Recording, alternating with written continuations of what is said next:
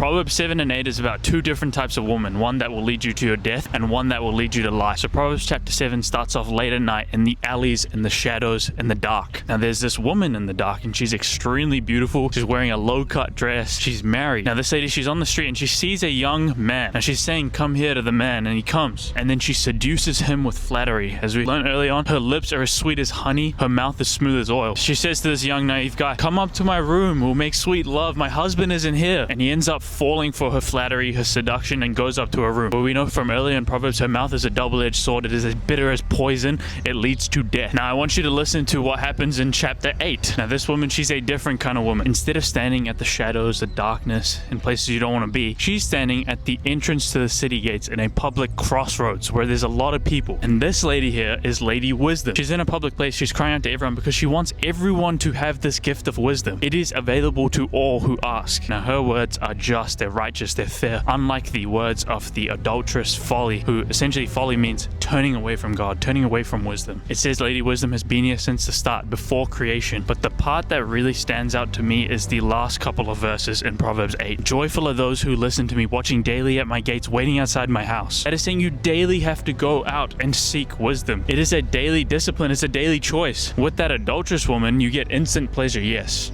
but then you get death. And I don't think death is talking about this humanly concept of death. I think it's talking about spiritual death. You are away from God. But it says if you find wisdom, then you find life and you find favor with God. There's actually so much more to talk about in these chapters. I could literally make a video on every single verse. I'm sure next time I read it, I'll find something completely different. That's the beauty of it. The lessons are everlasting, but I believe when you're reading scripture, they're contextual to your life, right? Like it's easy to understand a meaning when you're going through it or after you've gone through it. So I think that's why wisdom is about this daily occurrence, this coming back, because even when it comes to reading the word, reading scripture, you need to keep reading it. You need to keep understanding because there are different things that will pop out to you at different times. And that's what I'm learning. Anyway, I'll see you tomorrow. Pretty keen for Proverbs 9. I heard it's a banger. Have a blessed day.